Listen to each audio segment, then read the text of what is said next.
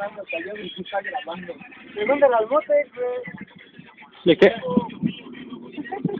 Y delante la nomás esperando a ver a qué hora empiezan a grabar para empezar el paparazzi. ¿A qué hora me toca? Ya empezando a tirar. Dale, no me grabe. Por favorcito. Y el otro se le va a salir haciendo lo mismo.